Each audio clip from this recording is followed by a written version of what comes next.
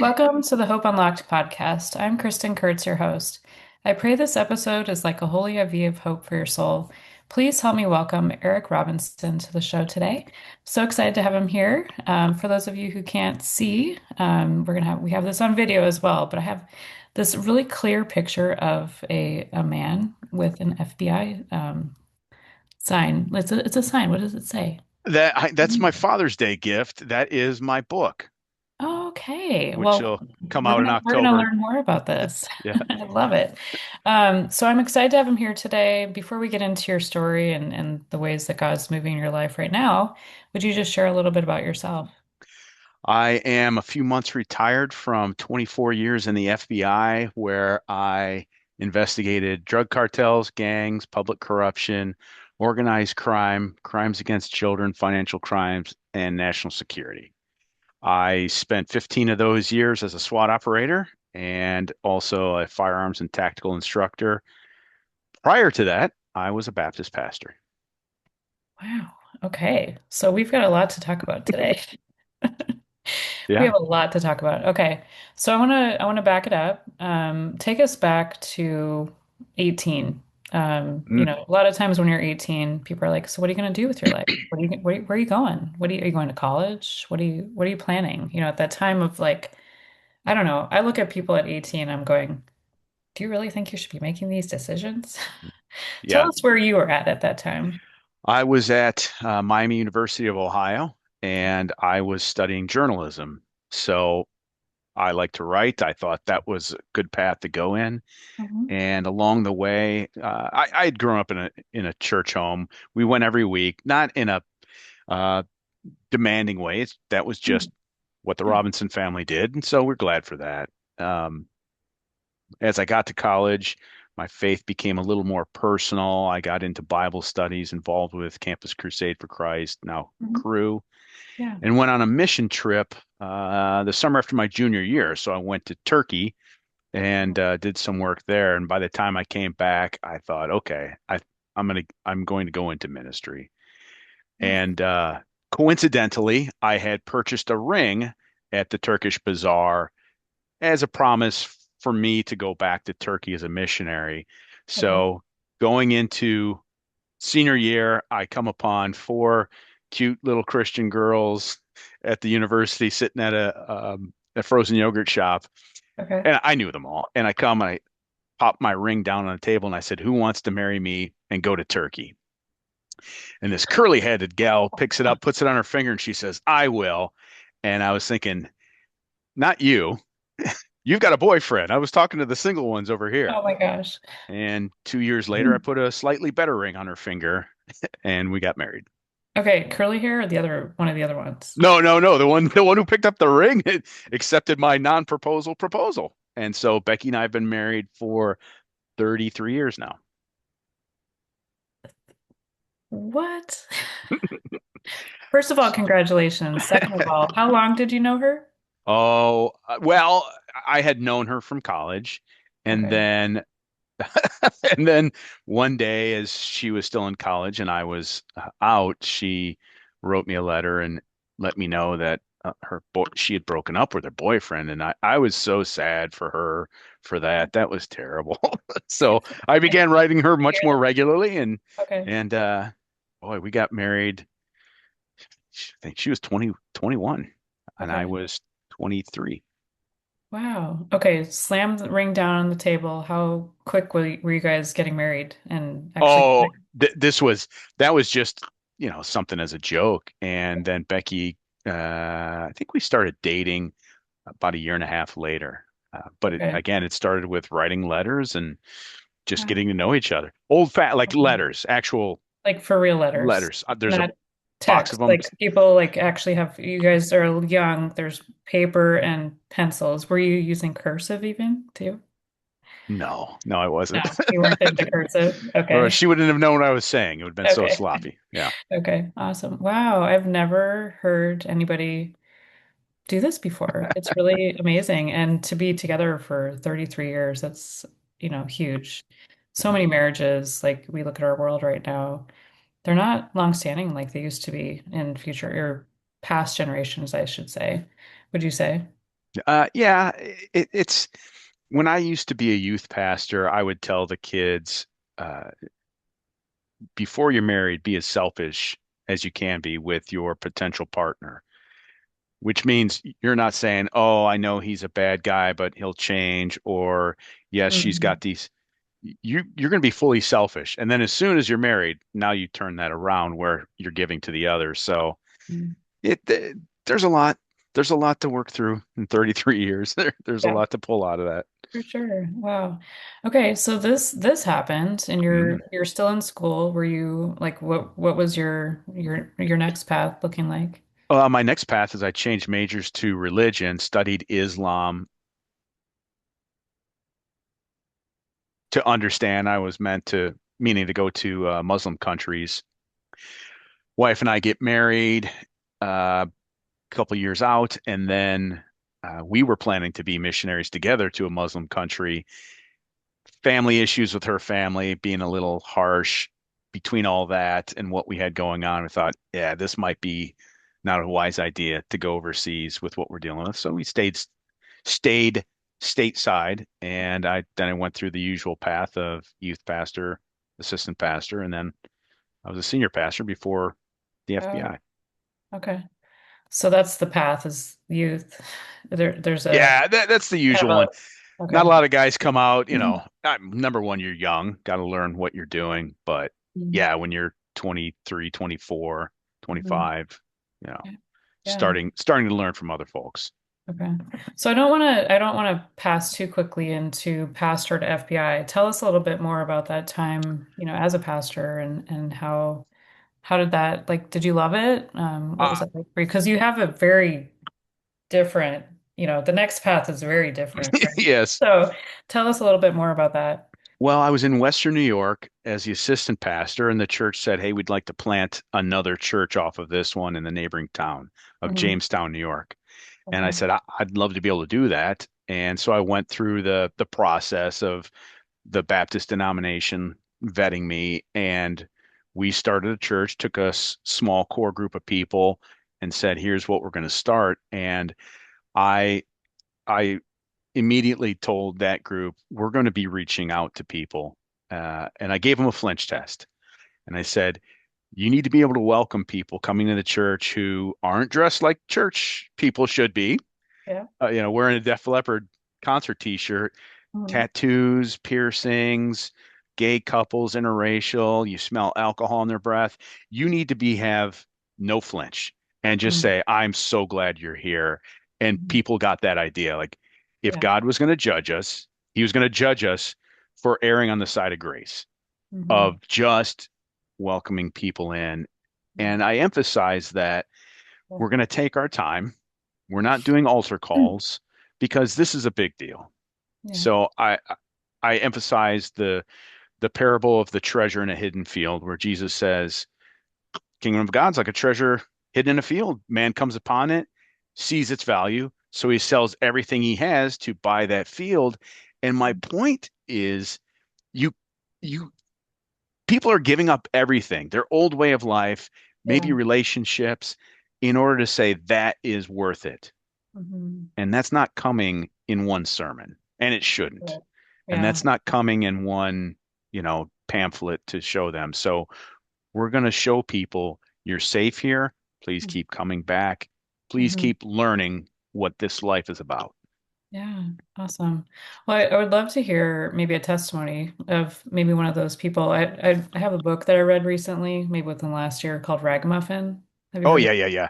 I love it. And there's a Absolutely. movie too. I can't remember the band, the guy that started the band. I can't remember Rich his name. Mullins. Rich Rich Mullins. Mullins. Thank you so much. I remember the day So he good. died. So like such a good movie, such an amazing book. Would you mind sharing maybe a testimony of somebody who came in and was completely changed through? Yeah. So I wanted to make the messages accessible. Hmm. I I wanted to make them where if you weren't familiar with the Bible, this is going to make sense. And we came at it with repetitive manners of with the drama. It's going to have the same message as the songs, Hmm. same as the message. And so a guy named Brian came to church, and He was a teacher in the high school, but he was a Dartmouth graduate, so brilliant Mm, guy. And he yeah. was great. He just came up to me and we were very similar age, and he said, "Yeah, I am interested. I want to find out what this is about." And he was exactly what I was hoping to see. He goes, "I think this is what I should be doing, but I want to make sure." And I said, "Great. Yeah. May I disciple you? This is what discipling looks like. We'll go through, I'll show you some stuff. You ask your questions." And gradually he came to a point, and he says, "Okay, yeah, this is right. This is the truth." And so, that was just fun. Like we were Yeah. doing the big thing, and then, Mhm. I got to do the individual thing at places as well. Yeah. So through your time like pastoring, I guess I would say like when you're a young child, did you ever think you'd be a pastor? Second of all, through that walk as being a pastor, how many years were you pastoring total? I was in ministry for about a dozen years, and so that was in different phases. I was senior Yeah. pastor for 5 or 6. Okay. So I know we'll get into the FBI, but before you obviously grew some giftings. We all have giftings that God just gave to us to come in to share with others. But do you feel like there was things that were cultivated that prepared you for your next step through that? Yeah, there's one thing I notice that there's pastors who have gifts or just abilities and emphases. There's the ones who are Hmm. great speakers, Yeah. but garbage one on one, and Yeah. others who really are fine administrators. But we're going to let that pastor speak, and so the give and take for me is I worked well with people, and Yeah. also I'm I, I get burnout dealing with Yeah. people. Sure. So that was the tough thing is like I can do this. I took a nap every Sunday afternoon because I was just wiped Good. out from Yeah. preaching and shaking hands. Yeah.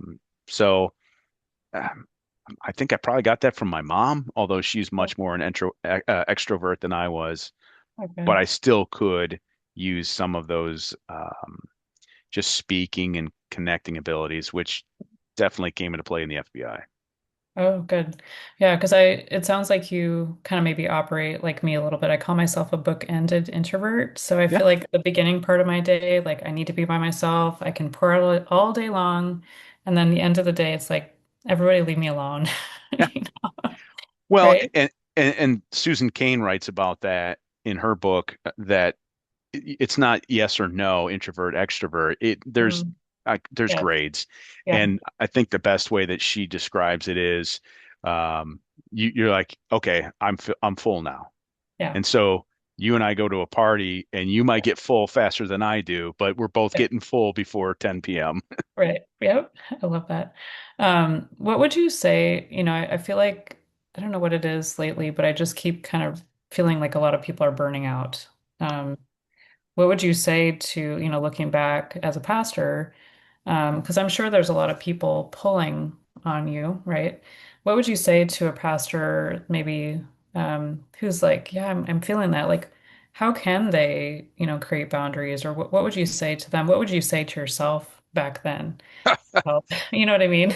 Well, the whole reason I went into the FBI is because nobody did go back in time and talk to me. Yeah. I was incapable of separating myself from other people's problems. Okay. Even like, and it was nothing unique or unusual. Yeah. But and then I also did not have anyone that I could interact with and discuss.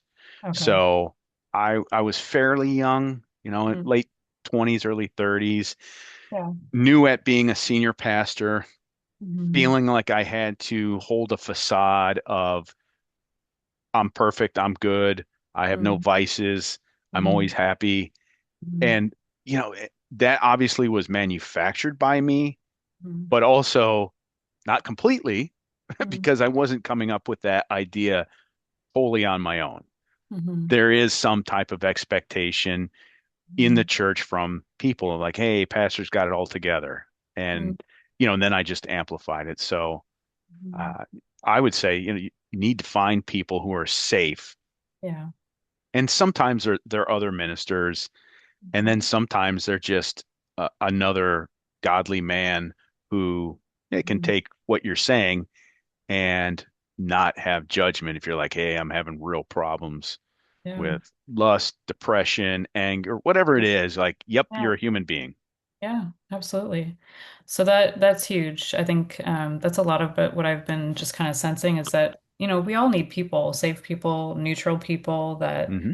can listen, can maybe ask questions, help you walk through, each step through each week, because Yeah.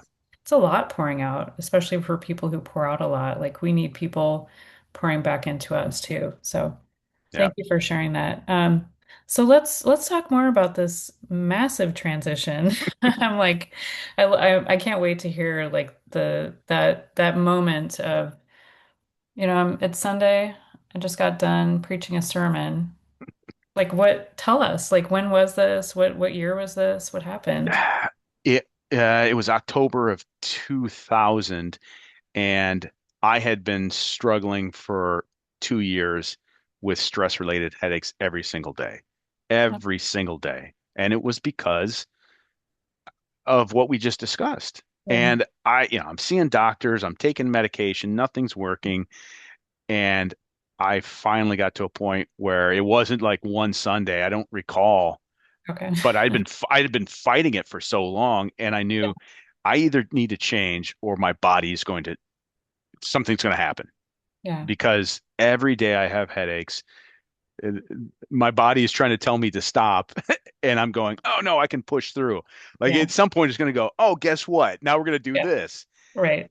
And so I told my wife I got to find a job with less stress. So I joined the FBI. It's like, And and the day I got accepted, headaches left. okay, tell us like I've never talked to anybody who's joined the FBI. Like what does it look like to join the FBI? Do you put in an application? You're like, I've been a pastor. Like Yeah. I'm qualified. Like Well, what does it this look like? yeah, this is it's a little different now than it was then because the internet was just a babe at the time, but it Yeah. was enough where I could download the forms. Yeah. But it starts with an application. You have to have to be an agent. There's many other positions, but to be a Yeah. guy carrying a gun, you have to have at least a bachelor's degree. Okay. I had that as well as a master's, and then if they say, "Yep, you look like a good candidate," then you come back for a test that is it's like taking the SAT. I take Okay. that test and I'm like, at least I tried. At And least then I they call tried. and they call me back and I go, okay, great. Yeah. And then from there I felt, okay, this is more in my hands because then it was written test, oral exam. All right, I got this. Hmm. And then fit test. Well, the only thing that helped me with those headaches was running. So, I'm in shape, no problem. Okay. Physical, background investigation. Hey, I'm a pastor. That's going to go fine. Yeah. And then finally, the polygraph. And again, even though a man of the cloth, holy smokes, worst experience. Like my Yeah. pants were soaked from sweat. Just Oh, nerve-wracking. imagine. Wow. So like what kind of questions do they ask you? I'm curious. Well, Can they have you, can you share? yes. Like So maybe one, you're like, what? well, so here's the thing. I go through and he's like, well, let's take this again. There's some issues. I'm like, oh no, now I'm more You're like, nervous. Second time, well, we've got some hiccups. By the third time, he says, well, we're getting a hang up here on you on the question of whether you are an agent for a foreign government. And I go, oh, okay. All right then. If that's your issue, now I'm at ease because I'm not, yeah. Wow. Well, actually, you kind of were. You're like a kingdom citizen, right? Well, I wasn't trying to bring In down some way. America. Yeah, I wasn't trying to bring the country Right. down though. Yeah. Wow. Okay. So next step, you're through the polygraph. Then what happens? Then we find a spot. They say, "Hey, this is the class you're going to be in." My last sermon in the church was Easter 2002. The Okay. next Sunday, I was in Quantico for the FBI Academy. The Sunday after that, I preached in the chapel at the FBI Academy because they didn't have a chaplain and they asked me to fill in. Oh, that's so cool. Wow. What did the church think of your decision? Like, Uh, what was the? they I get understood. it. I mean, it just there's a point where a couple people knew that I was struggling, Mhm. and they're not going to hold that Yeah, against me. for sure. I tried to work with them as much as we could to say, hey, let's set it up so that there's somebody to take over afterwards. And so Mm, we worked together on that to find a yeah. predecessor to follow on Okay. from there. Awesome. So what was Quantico like? Is that how you say it? Yeah, Quantico? Okay. Quantico. What was that like? Well, so I'm not only learning what law enforcement is like, but I'm also learning what the FBI is like. And Yeah. it's a huge, ancient institution. Mhm. I spent 24 years there. I think I figured out 75% of it during that time. So Wow. there's a lot to take in. Mhm. Just learn. I never handled a gun, so here I am, learning to You never shoot. had prior to that. Nope, Oh nope. my gosh. And then I became a firearms instructor, 10 years, 12 years in. Wow. This is so fascinating to me. How long was the training then? At the time, it was 4 months. It fluctuates a bit, but it's always around 4 months. And we're getting legal training, defensive tactics, which is handcuffing and fighting, firearms, PT, Mm, tactical. So we're doing scenarios. I'm trying to think what else. But and then you're rotating through the days of having the different stuff, and you can mm, only flunk one test or not pass like at 80% one test. Second one, you're out. You got to keep your nose clean. Again, okay. all this was easy. Okay. Wasn't too tough. So how many people like didn't make it through then? Was it One like percentage wise? from my class, one was out on the second day because she couldn't pass the fit test.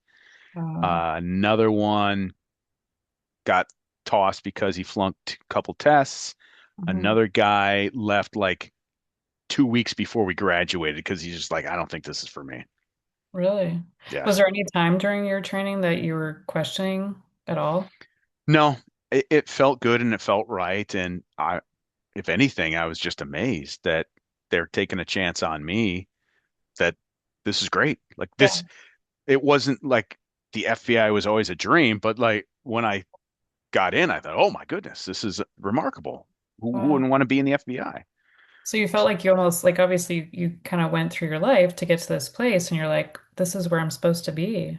It did feel And much you more. never would have planned it, right? No, no. Right? And what's interesting is while I was trying to learn what this thing is about, Mhm. um, I'm skipping rounds off the pavement because I don't know how to shoot yet. I had a head start on so many other people because spending 12 years in ministry and learning to connect, learning to Sure. listen, drawing people out. Now we Mhm. got to the field like, oh, I got a head start on you guys now because I know how people work. I know how to draw them out, and Mhm. that's a big part of what we have to do. Yeah, and you were also like welcoming to everybody. It wasn't just, suits and ties and dressed people. It was, everybody. So you had an experience of working with them and then coming into the real world, right? Yeah. Yeah. Although at the same time, my dad used to tell me, like, Eric, you don't understand that, you're isolated, you're sheltered. There's a lot out there. Mhm. And in response to me saying, hey, this is what the Bible says and how we should live. And he's like, there's a lot of gray. And then I Mhm. get out into the real world and I'm like, dang it, my dad was right. Because, you know, I was in a homogeneous group in church wherever Mhm. I went. Like, even Mhm. if there was a rich person and a poor person or a black person or an Asian, like it was pretty much homogeneous. And then later I'm interrogating a black gang member who's killed two people, and that's not a realm I thought of. And then another time I'm driving a 15-year-old teen prostitute around to show us where she has engaged in sex acts so that we can try to charge these guys. And Wow. and meanwhile, she says, I could use a cigarette. And my partner's looking at me like, hey man, she's 15. And I go, she's 15 and she does worse. So Yeah. so that's how I found myself smoking cigars in a parking lot with a 15-year-old prostitute to try to build rapport because I'm going to do that to hopefully Wow. get some convictions. Yeah. Okay, so you probably can't share obviously details, or maybe you can, I don't know. But like what was one of the most challenging cases that you ever like had to walk through? Because we go back to the pastoring and you had a hard time separating yourself from the people. Did you find yourself having that same, because I can't imagine. Like I think I was thinking about it today. I'm like, there's so much evil in this world, and I have such a hard time like I want to see rainbows and butterflies. I just wish Yeah. everybody got along and everybody would just be nice to each other. Like, so how did you separate yourself from that coming into this? And like, what was the most challenging, scenario for you that you had to walk through? There are many that were difficult, like dealing with kids who were victims. That's tough. And then you're confronting the criminals who are sex offenders. And I'd have so many Yeah. people say, "Yeah, I don't know how you deal with them. I just put a bullet in their head." And I think, yeah, I'm going to get them. I'm going to get them by being kind and non-judgmental. Mm-hmm. So, many of these sex offenders, I don't have to tell them they're disgusting because they already think that of themselves, Yeah. but they're driven against what they want to give into what they want. And so then when I would come in and I the judgment would be in the courtroom. I'm going to leave it for that. That's good. And to get the higher judgment there, I'm going to treat you like a human being. Mm-hmm. And that so often caught them off guard because they thought they're going to be yelled at and told they're disgusting. Yeah. And I would just find something that's relatable. Mm-hmm. So when this man would tell me, this 27-year-old man I arrested Mm-hmm. told me how the the boy he assaulted, who was 13, that he loved him, I can identify with that. Not Mm-hmm. being in love with a 13-year-old boy, but Right. being Yeah. in love and wanting to express love. And so that's that's now what I'm going to hold on to instead Mm-hmm. of thinking you're a monster.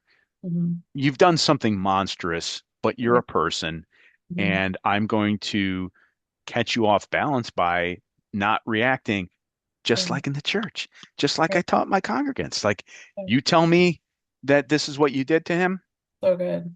I'm Yeah. not I'm not getting angry, I'm not getting disgusted. I'm Mm-hmm. just curious and drawing you out. Mm. Did you ever find yourself, like you had poker face, but do you ever find yourself, like your inner self, just kind of stirring like the anger? Did you ever find yourself kind of like with this paradox of No, face blank? But I think that's no. really incredible. I mean, there's things that I might deal with later with Mm. friends, but Yeah. otherwise, I knew what our job was, and I knew that being successful in it was much better than showing that disgust. And so part of it was I'd been there a few times now. I started out working drugs and then gangs. And so Yeah. right out the bat, I'm working with some real dirty stuff. So, Mhm. that got me baptized into it very quickly. And now as I went through the years, like, okay, Okay. this is what it's like. And I saw a parallel that Mhm. people in the church would come to me and say, "Pastor, I've done this wrong thing." But Mm. they're saying, "Please help me repent. I need Yeah. to I need to I don't want to be that person." Yeah. And then the criminals are ones are like, "Yep, me too. Here we go. I'm all Mhm. in." Mhm. And we had to come in to forcibly make Mm. them repent to because they weren't going to change on their own. So we had to come in and say, "All right, you're going to turn around." But Right. anybody on this side could have been on this side too if Mm. just allowed to keep traveling down that path. Wow. I've never thought about that. Did you ever like help somebody have kind of a come to Jesus moment? So I once had to do a post-arrest interrogation of a pastor who was involved in a child sex trafficking ring. And I had a very literal come to Jesus message for him Yeah. where I had all the evidence. I'm studying that. I'm preparing because I want to be professional, Hmm. but also I'm going to give you some Bible verses on reckoning with your sins, getting right with God and all this stuff. And as I started the interrogation and had told him what I used to do, Yeah. he goes, "Hey man, I'll talk to you, but we're not bringing Jesus into this. And that was emblematic of his life. That Wow. this was a guy, we're going to bring Jesus into Sunday. Here's me preaching. The man having sex with a teenage girl. Yeah, Jesus ain't in that. And if we're going to talk about that, these these lives are split. So I tried Yeah. with him. Um, but God. he is spending the rest of his life in prison now. Wow. Have you ever had a chance to like go back and visit anybody like that you were, I don't know if that's even a thing that can happen, but I It, don't know. I'm usually we finish with trial or a change of plea, and then that's it. Okay. And rarely does it come back around that we have any type of contact with these Okay. people. I had contact from one kid who was likely to be a mass shooter, but his contact was harassment and threats. um, Most of the time, guys are on their way, and we don't see much more. I did have one man I arrested in Chicago on possession with intent to distribute cocaine, and he said to me, look, I'm not going to argue with you about the charges, but I wasn't selling any. I was using it. And Mm. you guys arresting me saved my life. Like I'd be dead soon because I used so much cocaine. This is the best thing that could happen to me. Wow. Wow. I mean, it's incredible. Did you ever find yourself, I mean, do you have moments where you could have lost your life too? Oh, Many, oh like yeah. tell us maybe about a situation, where if you can, Yeah. Uh, on the SWAT team, we are called to Youngstown, Ohio area where the night previous, a woman had a mental health break and had gone around the apartments waving a gun at people. Police are called. When the police come, she points a gun at the police and then closes her door. They retreat. SWAT team comes, and she is what's referred to as a barricaded subject. So Okay. if she's not going to bring harm to anyone, we're going to let her sit, but we've got to be ready. And with her was her 10-year-old son. So our team relieves the previous SWAT team starting in the morning, and we are taking up a garden apartment down the hall. So she's on this end, and we're over here. Everybody in position, myself and seven other operators in that apartment, ready to go if we have to. Okay. Snipers outside the windows. Meanwhile, negotiators are coming in, and we're working with them hand in glove. Like in the past, Hmm. there was, animosity and working Yeah. against each other, but they were part of our team. So Yeah. two negotiators, both are agents, and they're trying to talk with this woman who's not sane. Mm. And all along, she's broadcasting on Facebook Live as well. And her son looks scared, but not like crying or anything. And the impetus for us, the trigger was if she threatened her child or if she fired a shot, then Yeah. we'd make entry. Hmm. Meanwhile, we're letting the negotiators try to talk her out. They had sent a robot down to talk through her door, so they weren't just yelling down the hall. Yeah. She didn't like the robot and fired a shot through the door. And I look back at my team leader and I go, that was a shot. Are we going? Yeah. And she had said, if anybody tries to come in here, bring body bags because I'll kill you. And I remember thinking, not that I was afraid, Yeah. but that I was very sobered and I might get shot and that's probably going to hurt. Mhm. Yeah. Yeah. And the entry was narrow and tricky, and we were going to be hung up, and that's referred to as a fatal funnel. And myself and or others were going to get shot. Mhm. We instead talked to the negotiators, and decided, look, she's thrown off. Let's back off the robot and see how she responds. Mhm. That went fine. We stood down, and then the end of the day, we were relieved by another team. Okay. 5 minutes after we were relieved, a couple hundred yards away in a parking lot, we're pulling off sweaty gear from a long day in the summer. And again, 5 minutes from being relieved, two shots ring out. One was hers, and one was a sniper. On you? the other team's sniper shot her. Oh, shot her. Yes, Okay, after I thought you she, meant that it shot you, and it's no, like, oh no, dang. no, no. The other team didn't want to mess around. They were tired of this going on, so they purposely took the robot to hit her door to agitate her. She went out to the back window and fired wildly, and a sniper ended the scenario. Wow. Oh my gosh. Yeah, I mean, you get home at the end of the day and like, how do you reconcile all of that?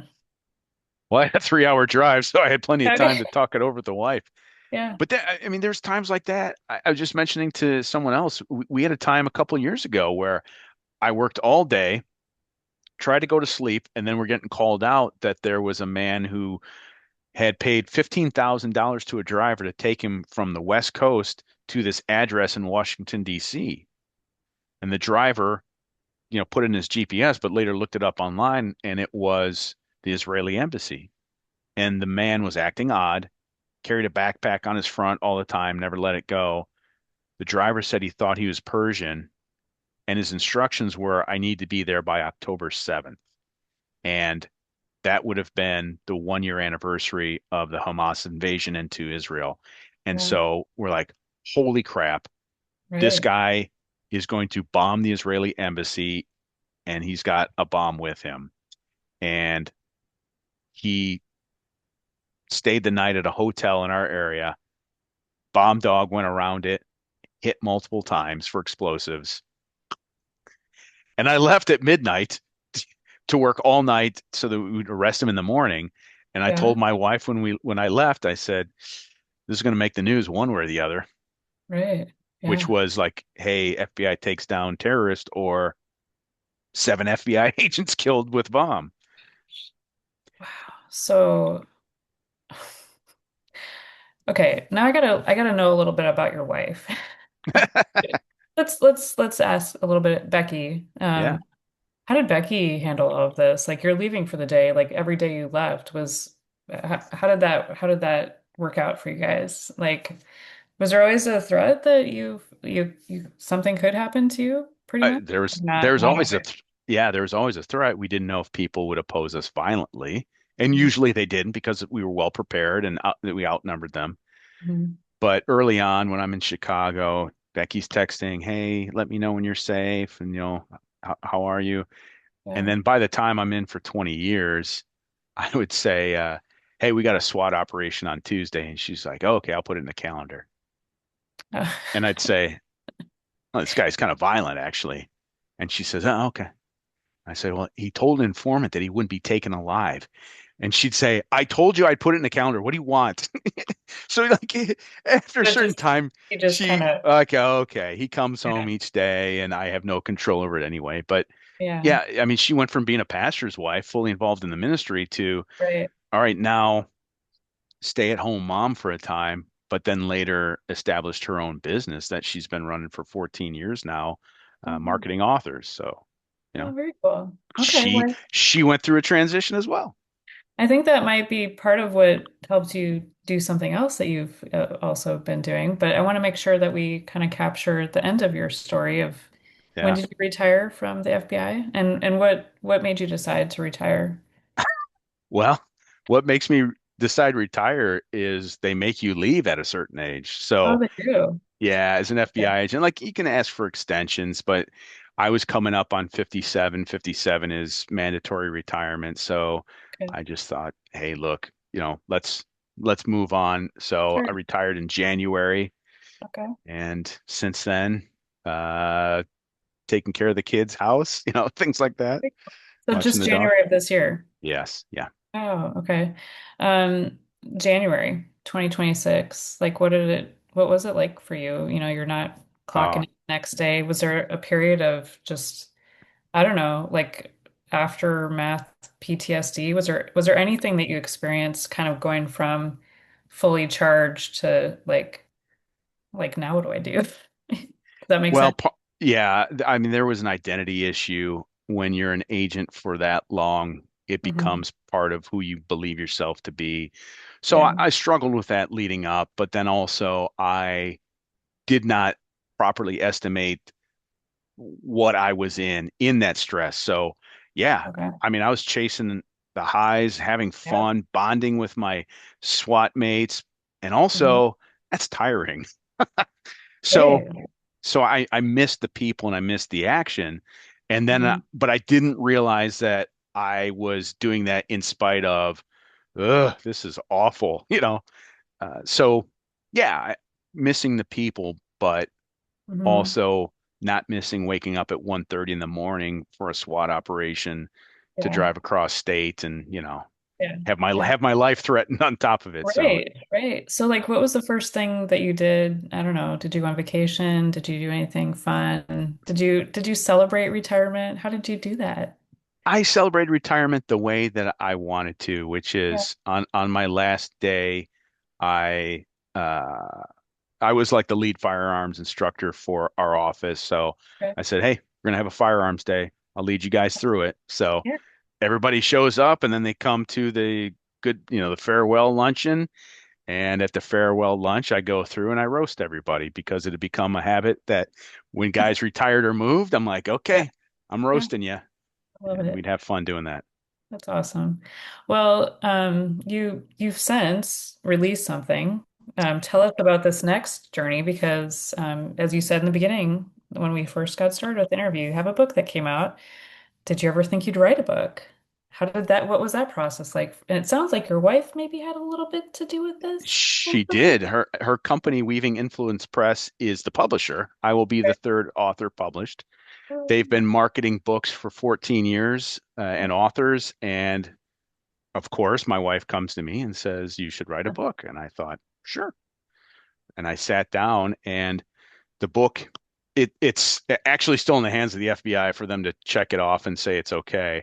Comes Okay. out in October Okay. and it is titled Irreverend: From Saving Souls to Chasing Sinners in the FBI.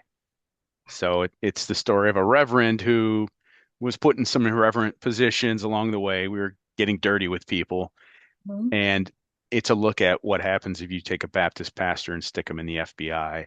And I got to be part of some remarkable things, which Wow. is no different than like every other agent, but Yeah. I like how I tell my stories. So So that's this why. is a true story. It's not Oh yeah, fiction. It's it it's not like okay. you can read it and go, no way that happened, I but bet. it is true. Okay. Wow. So October it's coming out. The FBI is doing a little, editing Yeah. potentially. What do you miss most about just being in the FBI? Being a pastor, your walk, looking back. What do you miss most about either vocation per se? I miss the people in the FBI. They were the best. Yeah. I loved working. They were the best people I've worked with. Uh, as far as I enjoyed in pastoring, it's tough because it's like remembering your ex and you go, "Ah, she was sweet." And then you remember why you broke up. So like I look Yeah. back at pastoring and I like, don't start thinking that that was a good thing because that almost killed you the first go around. Mm, But I missed just like getting to speak and be mhm, creative and mhm. do studies into scripture to say, hey, here's an idea I think is Yeah. useful for you, and I'm going to relate it to you in a way that I think will make sense. So I miss Mhm. doing the sermons. Yeah. And you're able to speak now on podcasts. It sounds like you've done several and being able to share your story. Do you feel like God's stretching you into anything else, this year? I, we'll see. Hmm. It's that transition stage. Yeah. What I'm getting into is like, hey, here's the book. And then from the book, my wife has said, hey, she actually said, you should be a speaker. And I said, I see. right. I see it. I was I like, said, great. I see yeah, it for you for sure. yeah. I said, right. But why is somebody going to hire me just because, like, oh, like there's 274,000 retired FBI agents? And then she said, well, write a book. And then that'll be what we use. And I Yeah. said, okay, let's do that. So we'll see. We'll see where that goes. One day at a time, right? Yeah. Yeah. There's Until a then, verse like we can make our plans, but the Lord determines our steps. So yeah. that's Yeah. awesome. Well, you've been amazing. Thank you so much for coming on. What would be the best way for people to touch base with you, contact you? Um, You're not ready for this, Kristen. My website is preacher to breacher .com. Oh, wow. I love it. How did you come up with that one? It's one that I always used through the years because I was preacher on the SWAT team. I knocked down Okay. the doors, and then Okay. obviously I I love was a it. preacher. So yeah, That's awesome. Okay, so is it two, like the number two, or TO? TO, Two. Okay. preacher to preacher. Awesome. Well, I'll be sure to have that in the show notes as well. And are you on social media? People can follow along. I am. I used to just use it to troll bad guys, but if they want to see me on Instagram, I am at underscore Eric underscore Robinson. Or if Okay. you put Eric Robinson in LinkedIn and FBI, you'll probably see this face. Awesome.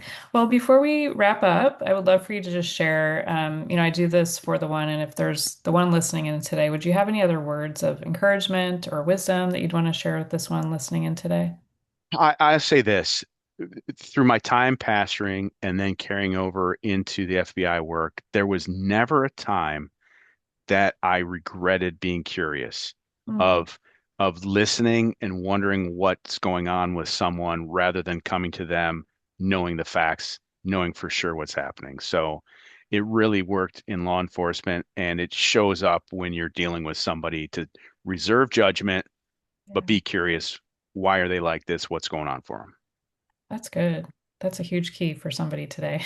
Thank Yeah, you. I hope so. Awesome. Well, thank you so much for being a brave voice who's setting many free. I am going to close with our Hope Unlocked anchoring verse, which is, May the God of hope fill you with all joy and peace in believing, so that by the power of the Holy Spirit you may abound in hope. And that's Romans 15:13. So thank you so much, Eric. Everybody have a blessed day, and I'll be back with another episode next week. Bye.